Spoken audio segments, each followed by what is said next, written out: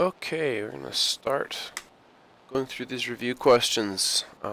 Use the tab along the bottom if you want to skip ahead through the answers, or if you need to slow down, re-watch a part of it, then by all means do that.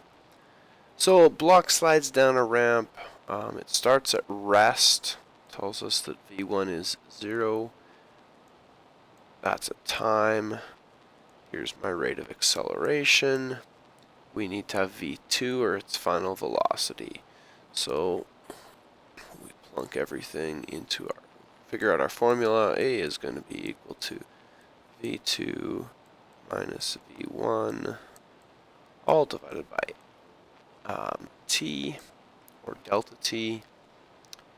I'm going to rearrange this, but you could just plunk your numbers right into this formula here.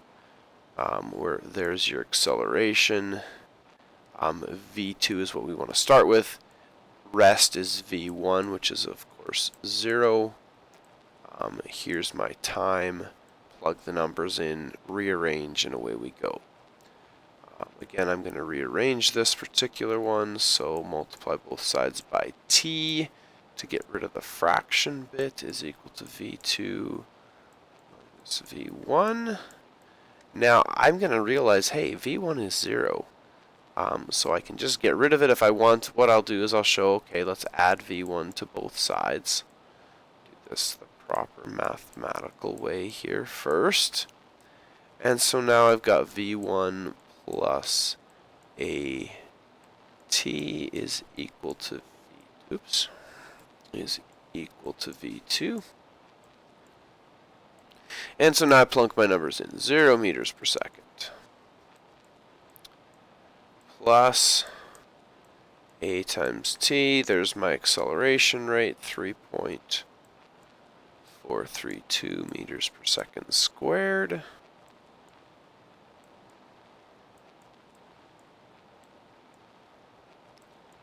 All multiplied by my time of 4.655 seconds is equal to V2. I'll just move this over here because I've actually got room. And V2, then I do my calculations here, is going to be equal to 0 plus 3.432 times 4.655. And my final speed is going to be 15 point, well, my calculator says 97596. 4 significant digits here, 4 here, so 15.98. If I'm being picky about them. Usually on the test you're going to see record your answer to so many significant digits. I think there's going to be one where you actually are going to get marked for significant digits. Alright. Big thing to realize here, of course, is whenever we see these words at rest, that means V1 is 0. And then just looking at your units, you can figure out the other ones. Okay, moving on to question 2. Alright, so on Earth, G is this. On the Moon, G is this. What would the weight of a student with a mass of 65 kilograms be? So when we're talking about weight, in case this is, we talked about it in class, but if you're looking just for a quick definition, weight is, I'm going to type it for you if my computer decides to cooperate. Weight is the force of gravity working on an object. In this case, the object is the student. So essentially what we're going to be looking for is Fg equals mg. Again, on Earth, G is this 9.81, which we're sort of used to. If we're talking about somebody standing on the Moon, different value. So Fg for part A, for this student standing on the Moon, would be 65 kilograms. That's the same no matter where you are. G definitely depends on where you are. Now, I have the negative sign in front. Some of you've asked me about this. It does mean that the acceleration is downward. We can ignore it, essentially, when we're dealing with the force of gravity. We assume gravity is pulling downwards, and that's all that that negative sign is telling us, is that it's going down. So 1.63 meters per second squared. And Fg is then equal to 65 times 1.63. So the force of gravity acting on this particular student will be, again, my calculator says 105.95. I see 3 significant digits, so 106 newtons. Okay, so this is our answer to part A. For part B, where we're talking about the same student on the Earth, Fg equals mg, same formula to start with. We use a different value for g in this case. Fg is going to be equal to 65 kilograms.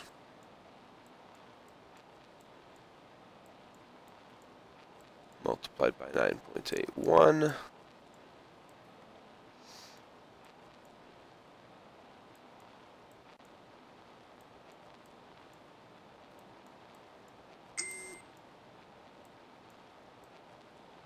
And the weight of this student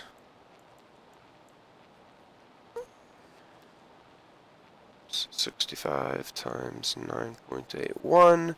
637.6, so that'll round up to 638 newtons.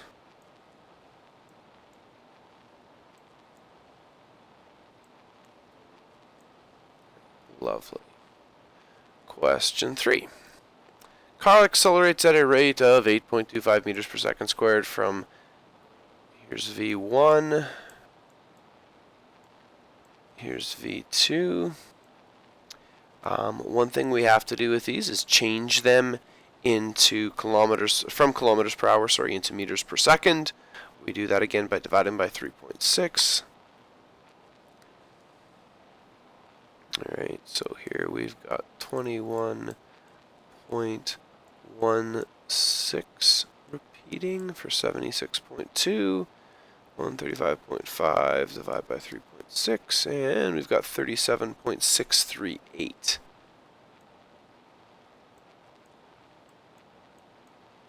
And the 8 repeats.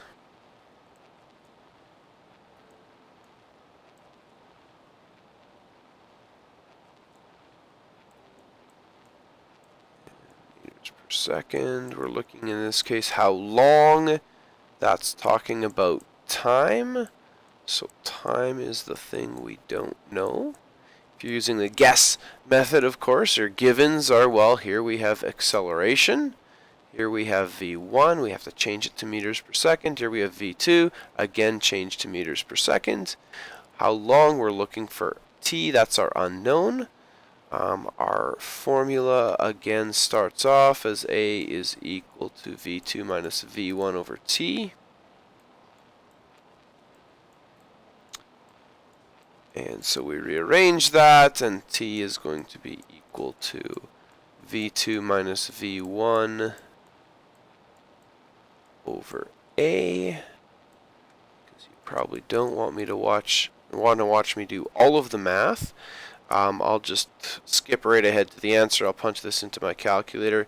Do be careful that you, if you're using your calculator, put this stuff here, this V2 minus V1 in brackets, or do that calculation separately, otherwise you will end up with an incorrect answer.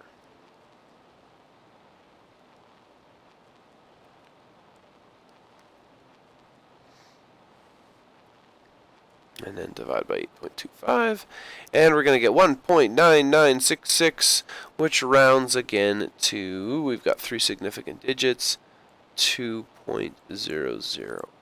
Very good idea. Doesn't matter a ton in Science 10.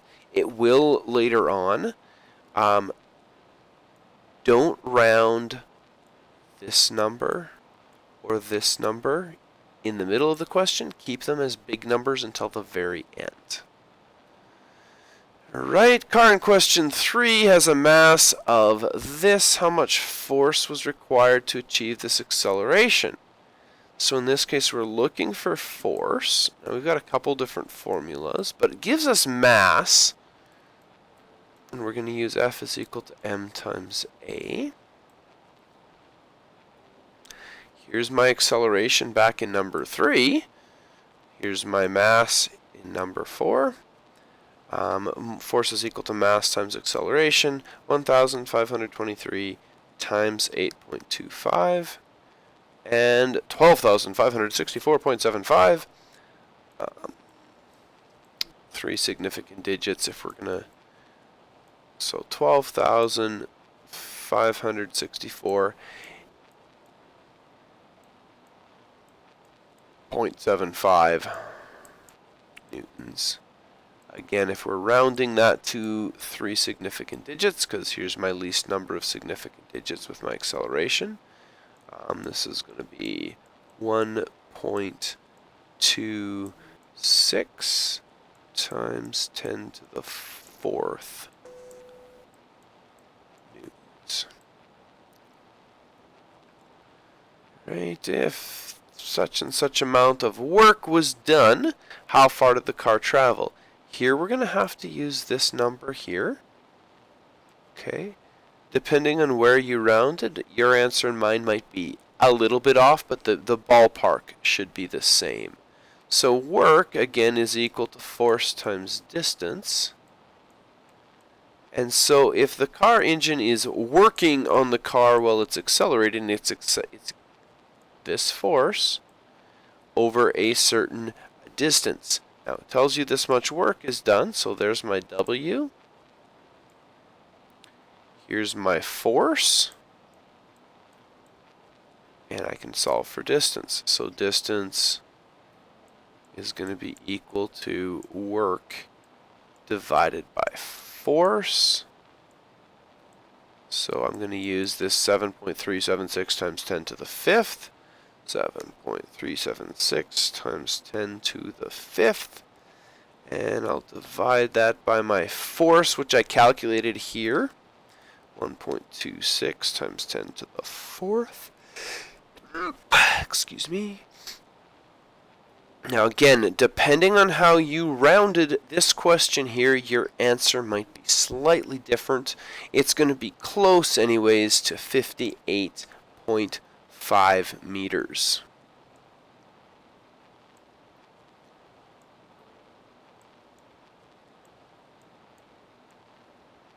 And again, depending on what you used for your answer up here is going to determine if it's right on that or if it's something close. For this particular review assignment, the big deal is not that necessarily that you rounded and did exactly the same thing I did. Here is that you're getting the process correct. Now, once the car reached its top speed, it traveled 403 meters. How long would this have taken? So we can go back and say, what's its top speed? Oh, top speed of 135.5 kilometers per hour.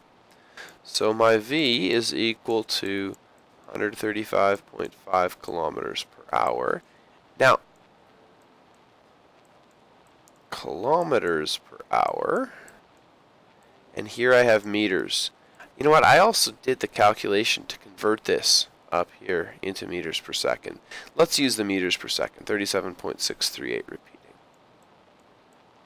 37.638 where the 8 repeats.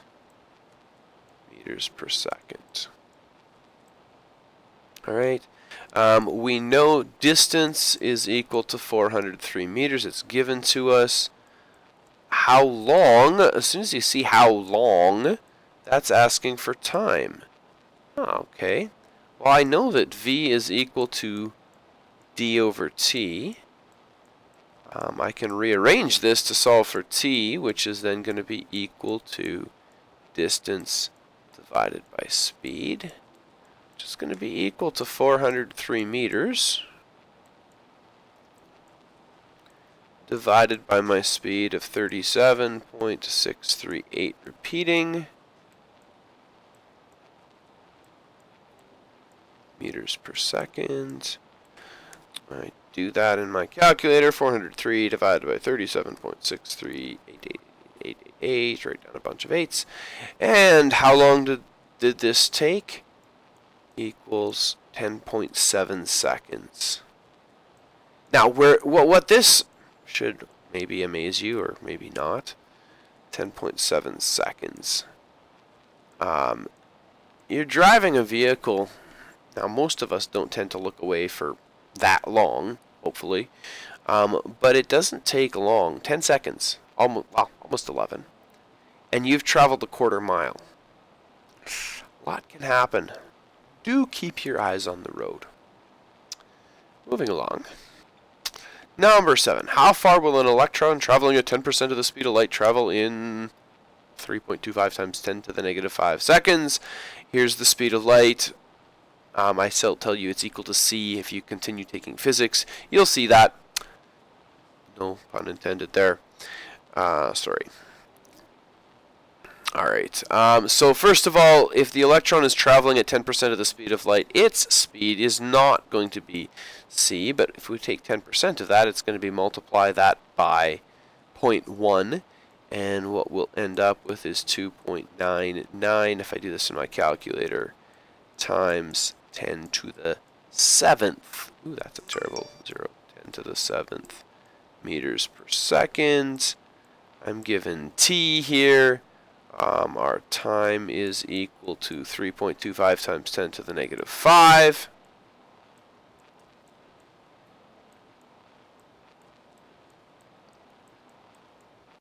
And I need to solve this for t. So again, I start with my formula. V is equal to d over t. I want to solve here for d. So d is going to be equal to, multiply both sides by t to get rid of the fraction, is equal to v times t. Okay, I punch those numbers into my calculator. 2.99 times 10 to the 7th times 3.25 times 10 to the negative 5. And I get my calculator 971.75 meters, round to 3 significant digits, 972 meters. So, I mean, even 10% of the speed of light is pretty quick. If in something 10 to the negative 5 seconds, it's traveling almost a kilometer. Alright. Number 8. Ball is thrown up from a building. It travels upward for some distance, then falls to the ground. When the ball hits the ground, it is traveling at such and such a speed. If the ball is in the air for a total of 1.258 seconds, what was the initial velocity of the ball? Now, this is a challenging question. So, we've got a building. Here it is. It's a lovely building, isn't it? We have a ball on top. Ball is thrown upwards and eventually comes down and hits the ground. So, what are we looking at? Well, we're told when it hits the ground, it's traveling downwards at 10.7 meters per second. So V2, which is when it hits the ground, is equal to, we're going to leave the negative because it's traveling downwards, negative 10.7 meters per second. Now we're told the time that it's in the air is equal to 1.258 seconds. Question you might ask yourself, what's causing it to accelerate? Well, the acceleration is due to gravity, and it's downwards at negative 9.81 meters per second squared. wait a minute, I already have all the information I need, because what I'm looking for, what's the initial velocity? That's going to be v1. That's the other one that I don't know.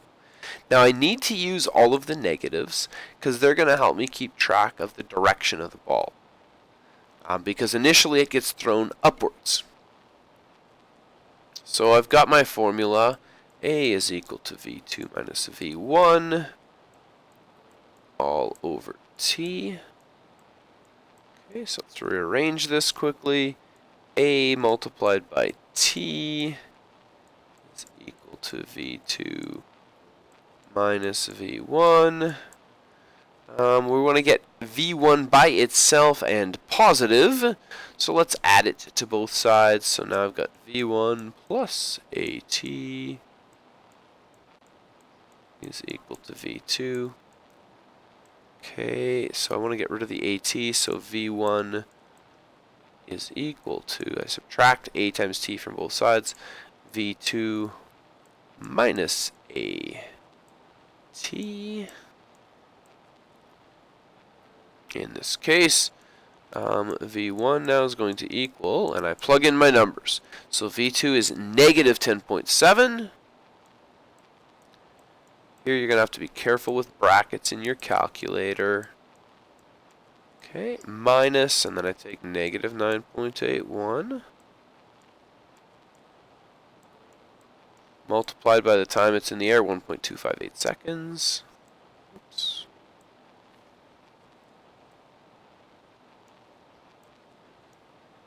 And I'm running out of space here. 2, 5, 8. And v1 is going to be equal to negative 10.7 minus, and then in brackets, negative 9.81 times 1.258 seconds. And I get an initial velocity or initial speed of positive 1.64 meters per second. Now, number 9 says, answer number 8 as if you're on Mars, where g is equal to this. Well, in this case, I'm going to use that formula there already. I don't need to redo that, except instead of the a being 9.81, I'm going to say, oh, the acceleration causing the ball to drop, it's on Mars, is negative 3.71. So again, I plug my numbers in. V1 is equal to V2, so negative 10.7 minus, okay, negative 3.71 times 1.258. My V1 is negative 6.03 meters per second squared. So what this tells me is, in fact, no, not meters per second squared, just meters per second, sorry. If we're on Mars and you throw a ball down from a building, or throw a ball from a building, and if you want it to land with this speed and only be in the air for this long, you have to throw it in a negative direction. You have to throw it downwards. Mars's gravity won't allow all of this stuff to happen if you throw it upwards. It might still reach that same final speed, but it will take longer, which makes sense because it will be accelerating downwards at a slower rate. Right? 1.24 kilogram hammer falls that many meters to the ground. How much work is done on the hammer? Ooh. What is doing work on the hammer? Well, gravity's doing work on the hammer. Now, we've seen a formula. Work is equal to the change in energy. In this case, if a hammer is falling that far to the ground, energy is being changed from from potential energy into kinetic energy. So our work is going to be equal to the change in that. Now, if it starts with potential energy, the work being done is the work to change that potential energy into kinetic energy. Okay, so this is going to be equal to mgh. Here's my mass. G is 9.81. Here's my H. I plug my numbers in. 1.24 times 9.81 times 15.3 meters. That hammer is capable of doing, because all of that potential energy can be changed into work done on those poor toes, roughly 186 joules. That's going to probably hurt quite a bit. And then it's saying answer question 10 as if you were on Titan, one of Saturn's moons, where G is negative 1.352 instead of 9.81 or negative 9.81. So same thing. EP is equal to mgh. My mass, my height. Here, my work that it can do. Sorry, I should write this out properly. The work that it can do is 186 joules. So my potential energy here is going to be equal to mgh, which is equal to 1.24 kilograms times, now we're on the moon of Saturn, 1.352 times the height of 15.3 meters. 3 significant digits. The potential energy it would have at that height would be 25.7 joules. Which means the work that it could do maximum would be 25.7 joules. Alright, continuing on. Student jumps straight up while playing volleyball. If they jump 52 centimeters off the ground, ooh, I see centimeters. I should change that to meters. 0.52 meters. Have a mass of that much. How much work is done on them by the Earth as they fall to the ground? Same formula as last time. EP is equal to mgh, which is going to be equal to their mass, 56 kilograms, times 9.81 times the height of 0.52 meters. And their potential energy to start with, 286 joules. I have 2 significant digits, so it should really be 2.9 times 10 to the 2 joules. 2.9 times 10 to the 2 joules, and that is the amount of work that is done on them by the Earth as they fall to the ground.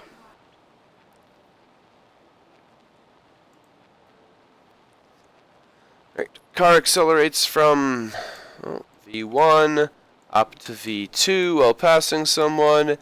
Constant acceleration of, there's my A. How long does it take? So again, filling in my formula. This is the manipulation of this. I've already used V2 minus V1. And it's all divided by A.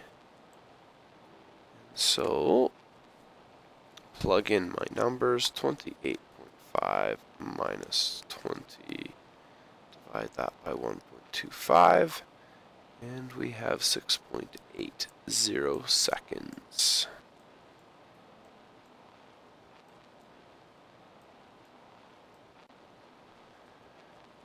And on to the last question.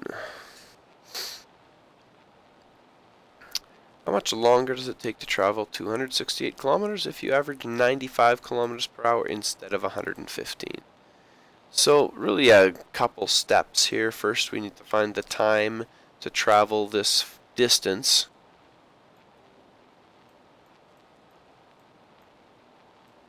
When you're traveling at the first speed and then again at the second speed, and then figure out the difference between them. So again, V is equal to D over T, which means T is equal to D over V.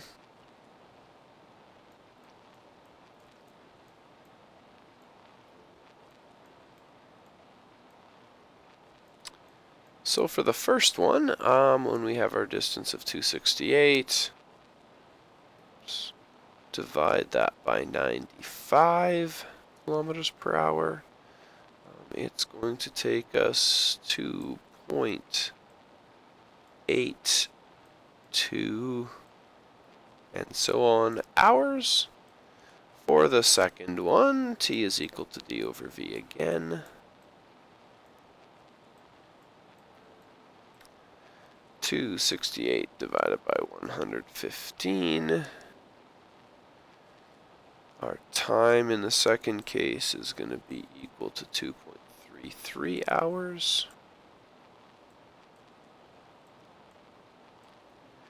And how much longer does it take? Well, we do the subtraction. 2.82 minus 2.33. And it will take 0.49 hours longer, so pretty much right on half an hour longer. And away we go.